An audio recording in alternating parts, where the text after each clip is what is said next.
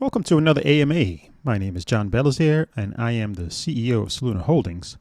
I'll be answering shareholders and potential investors' most asked questions about our finances and projects over the next few slides. If you'd like to see these answers in written form, please visit solunacomputing.com/blogs, and also stick around to learn how to submit your questions at the end of this AMA.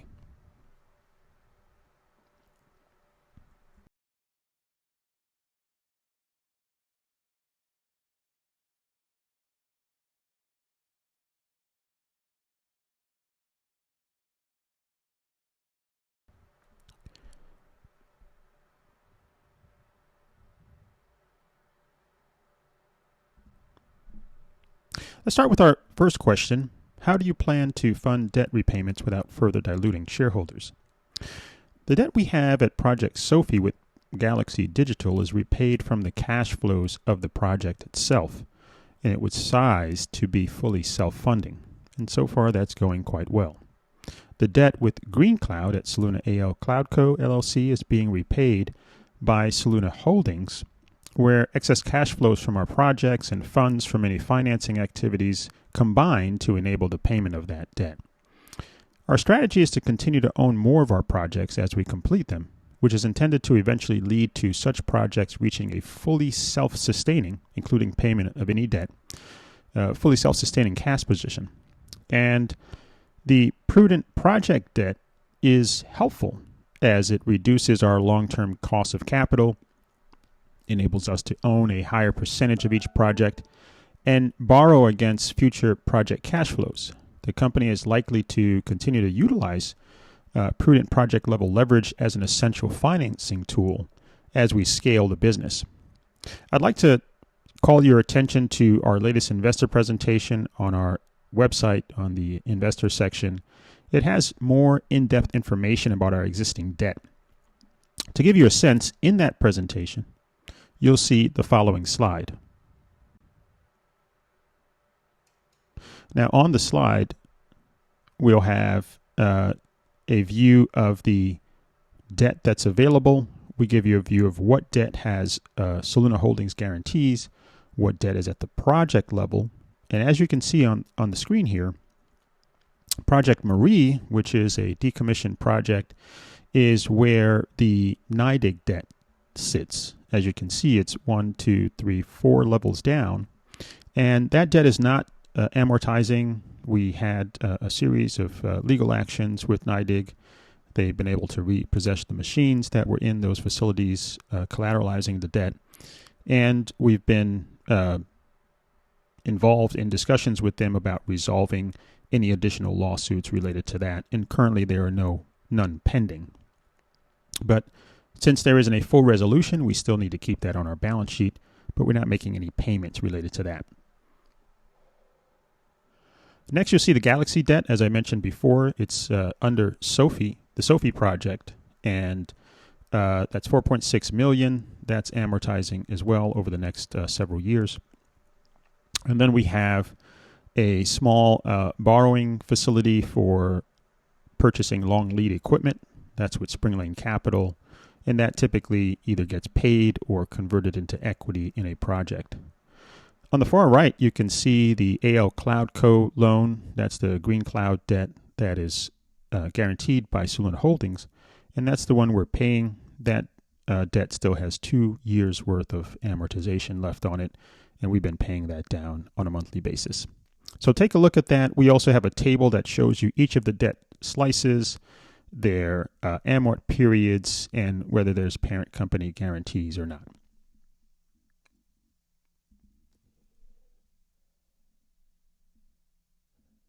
Okay, our next question is, how will you protect your margins if the price of Bitcoin drops significantly? Overall, about half of our margin is exposed to BTC hash price. That means that the ratio of the Bitcoin price to the network difficulty. Now, as our customers cover our overhead, things like electricity, personnel, facility costs, etc., about half of our profit is variable, so depending on the profitability of Bitcoin mining.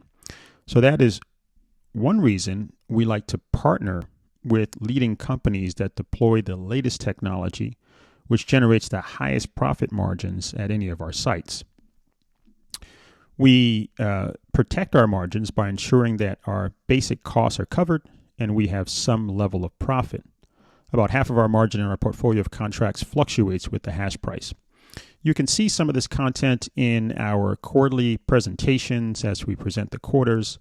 And in the last quarter, we also talked about the effect of making changes to the mixture of different project types or customer contract types in our facilities. And you'll see how that affects our margins on a go-forward basis. As a company scales and we close larger projects, the blending of those profits should significantly improve over time.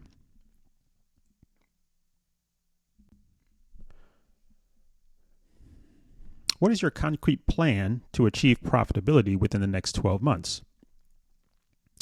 So our goal is to own 25% or more of our operating data center projects. A lot of our focus around capital formation is getting the company access to equity capital that we can invest and inject into our projects.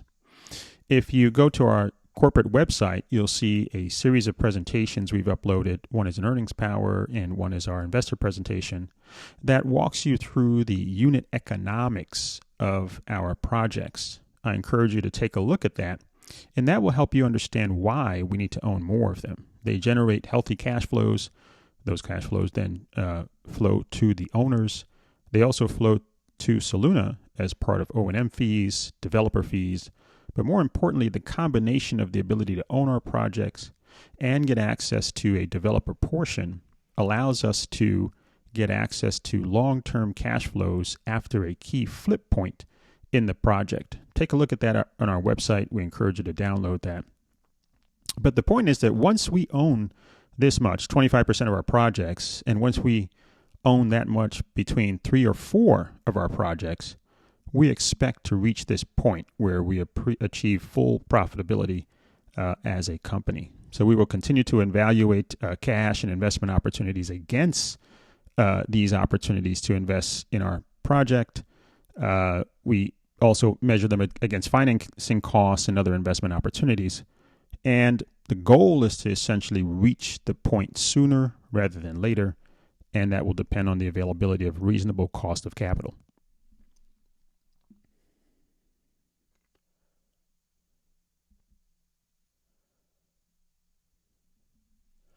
What is your short-term strategy to regain NASDAQ compliance and avoid a reverse stock split?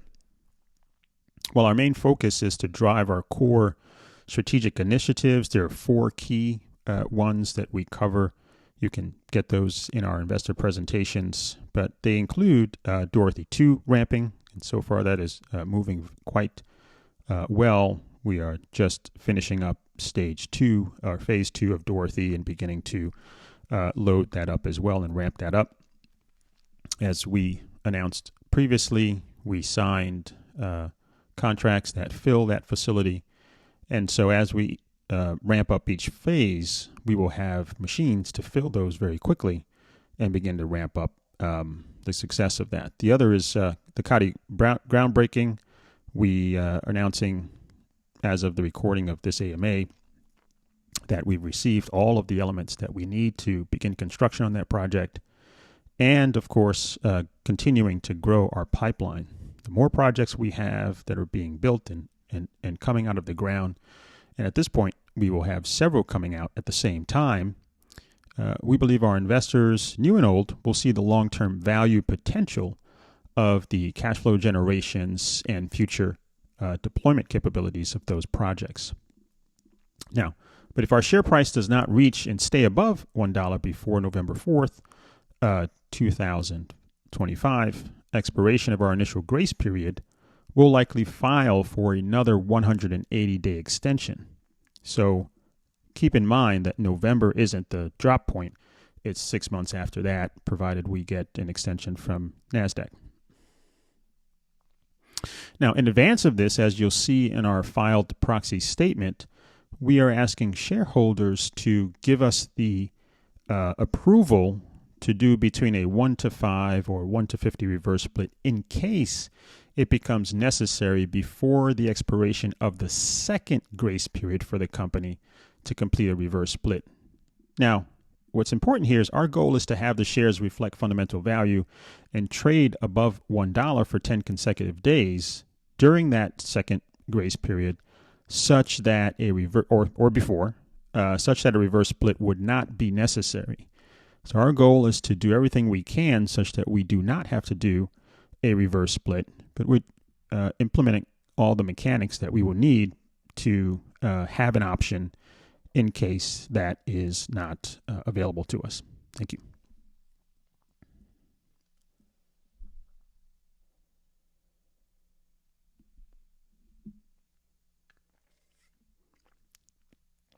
What specific financial targets must be met to resume paying dividends on the preferred stock?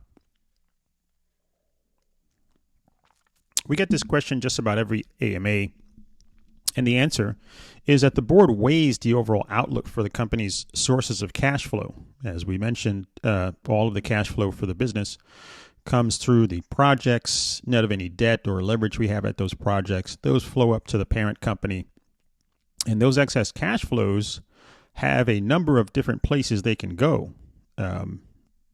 One is to inject into the growth of our pipeline and expand our ownership of those projects that we may own, and also the development of new initiatives at the project level. So the company really looks at those sources of cash flows and cash needs for operations and investment and other general use purposes. So the resumption of payment of dividends would possibly occur when the board judges, based on the forward-looking outlook of cash flows, and after accounting for any growth to be sufficient to resume payments of those dividends. And we haven't reached that point yet, and we'll certainly share as we do this evaluation what we intend to do at the time.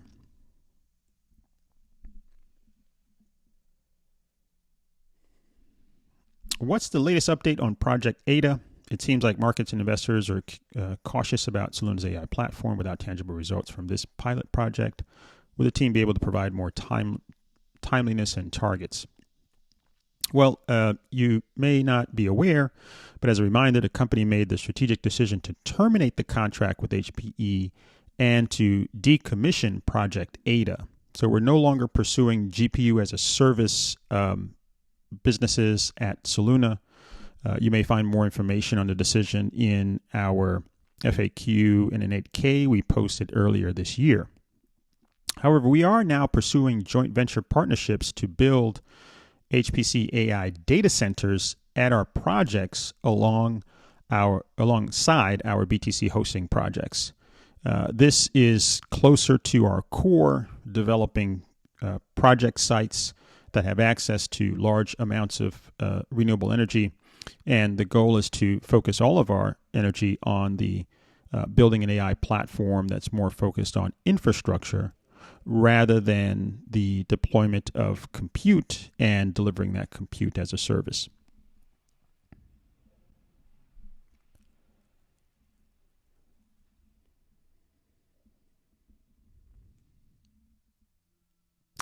How will Soluna make money from this deal? And this question is referring to the Spring Lane Capital $20 million at Project Kadi.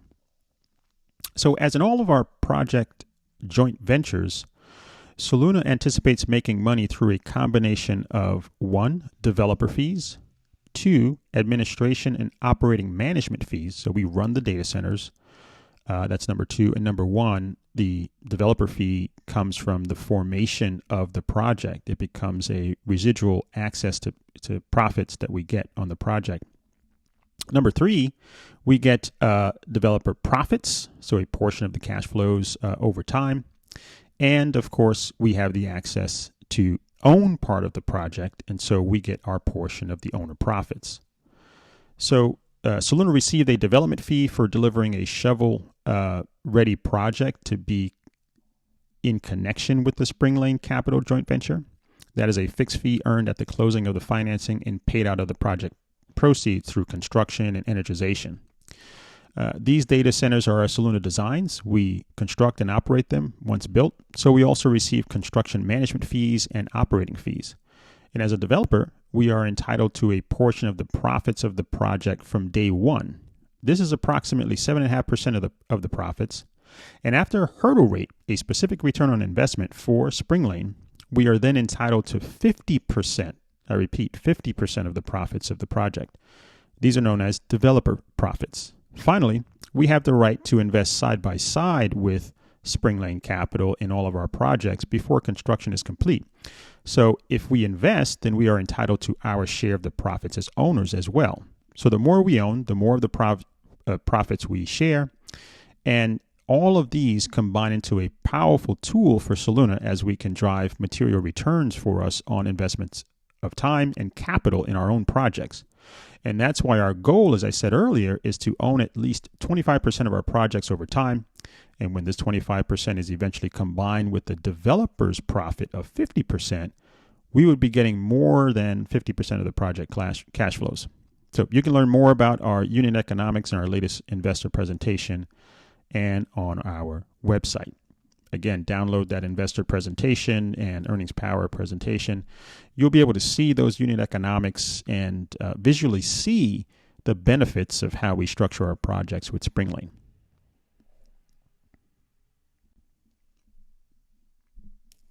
This question is about RECs. Are you buying the RECs associated with that power?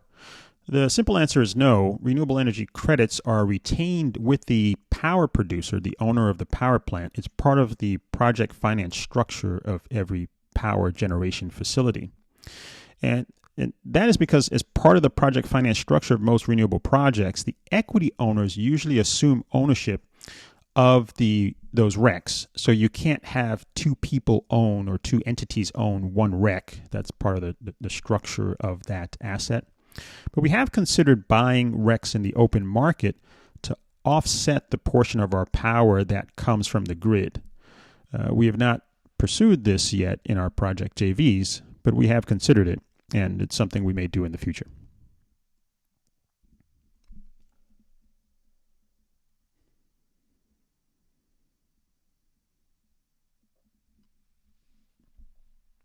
Why doesn't Soluna have exposure to stablecoin or Ethereum? Stablecoin ventures are becoming very mainstream with the Genius Act expected to pass soon, and it seems like a new strategy for the companies to set up Ethereum or Solana Holds to capitalize on U.S. Treasury crypto purchase. Much respect. I think it's a great year on ST, and at least a dozen of us take this seriously to learn and keep up to date, and don't use it to pump and dump stuff. Maybe a baker's dozen. Well, thank you. Thanks for the high five on StockTwits.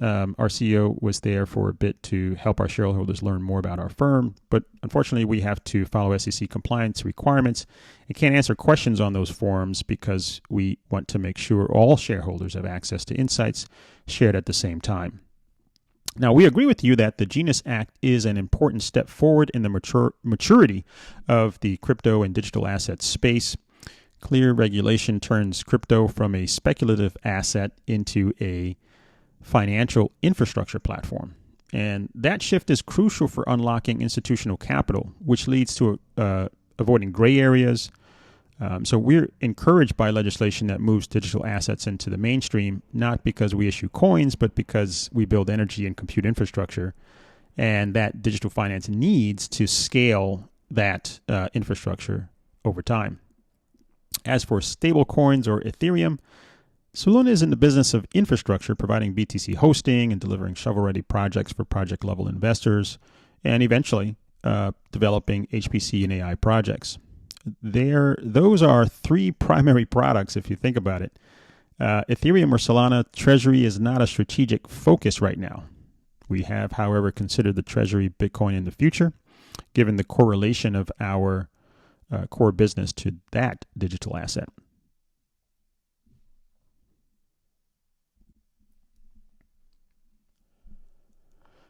I was wondering if you could speak on whether you know how this one beautiful bill could impact your business. Well, as we focus on existing power plants experiencing high degrees of curtailment, so there should be no immediate impact to our pipeline and growth prospects. Now, those power plants will be grandfathered into the bill, while the investment incentives will be a blow to the renewable energy industry in the short term, we believe that in the long term, it won't likely matter. Generation growth is too high, and there will surely be continued investment in the space. There is likely a large number of projects that will come online in the next 3 years, in our opinion. And also, it's unfortunate, but we believe this will likely raise energy costs. So lots to see in the next few years about the one big beautiful bill. On our website and blog, we have a more expansive article where we give our opinion and commentary on the bill and its prospects for the industry. We comment on its prospects for us, and we think that there's a mix of positive and negative outcomes for the bill.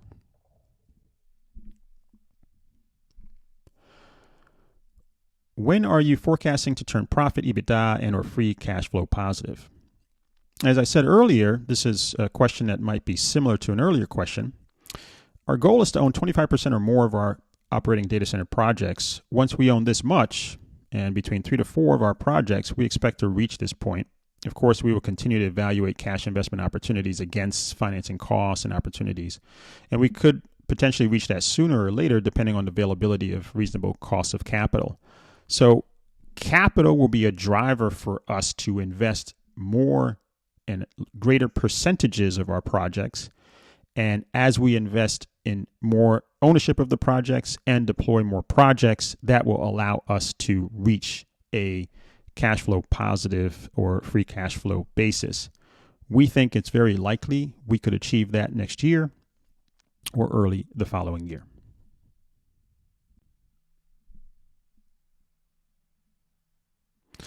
Many are speculating about a split. Is there any chance of that? I mentioned this earlier. We covered this around the plan for the split. If our share price does not reach, say, $1 prior to November 4th, expiration of our initial grace period, we'd likely file for a 180-day extension.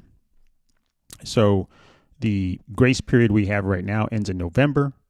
We will file for an extension at that time, which gives us an additional 6 months. So we're talking about a full 6 months, which takes us into 2026, when we would have to consider a reverse split.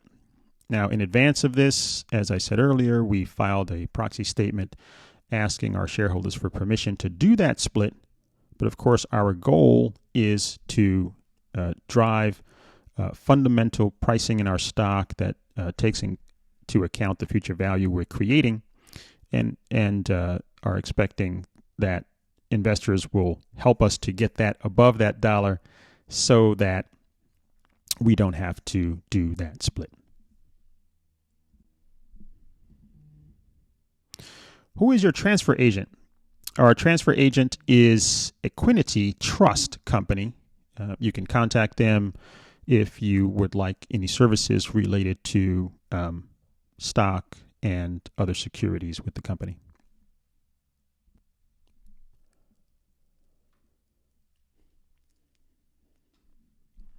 This is a question about the hurdle rate in our JVs. How long is the hurdle period with JVs that you partner with? Can you provide an update on the project status in that context?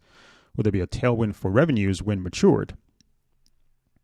I would definitely refer you again to the recently updated investor presentation on our website. It takes you through the unit economics, return on invested capital, and a host of other financial metrics to help you understand how we make money on our projects and why we finance them, structure them the way we do. And the reason we do that is because in the long term, those projects are very valuable to the company from a cash flow and profits perspective. They will be the main engines, we believe, and we expect them to be growth engines for the business. And the more we have of those, the more they will drive return on invested capital and shareholder value. So in that presentation, we show you an illustrative example of our projects where the IRR hurdle rate is reached in typically about 3 to 4 years. So that's the answer to your question. It takes about 3 to 4 years for those hurdles to hit, at which point our expected developers' portion of those profits goes from 7.5%, assuming we made no additional investment, to 50%. Project Dorothy 1A is expected to reach this point by Q4 of 26, and we have just begun commissioning Dorothy 2 with the recently announced energization of the first phase, and we just finished the second phase. And there's no hurdle rate for Dorothy 1B because we own that straight equity with our joint venture partner Navitas and doing proprietary mining. And at Sophie, we're 100% sole owners of that. And so there's no flip or JV conversion there. So reaching this milestone, the flip is a significant value for Soluna at each JV project. So we structure the projects, cash flows start to come out of the projects. Over time, those cash flows are expected to increase as the projects hit their hurdle rates. And as we get a combination of more projects hitting those, that drives the growth of the company. That's why when we talk about our pipeline, the pipeline allows us to see more clearly as new projects will come out. We have strong project level partners. We will take access to our corporate level equity to inject in those projects and own greater portions of them. And we also use leverage, as you see at the projects, to scale the amount of equity we can put to work over across multiple projects. So combine that with the JV structure, the high returning economics of the projects, you have a very great business. Well, that's it for today. Thank you for submitting your questions. If you're reading this and haven't had a chance to ask your question, it's not too late. Fill out the form in the video description and in the video description box below, and drop your questions on X, formerly Twitter. We're at Soluna Holdings, to have your questions answered in our next AMA installment. If your question wasn't answered here, be sure to subscribe to our newsletter, also linked in the notes. We're providing business insights, answering questions there regularly, and so encourage you to do so. Until next time, stay tuned.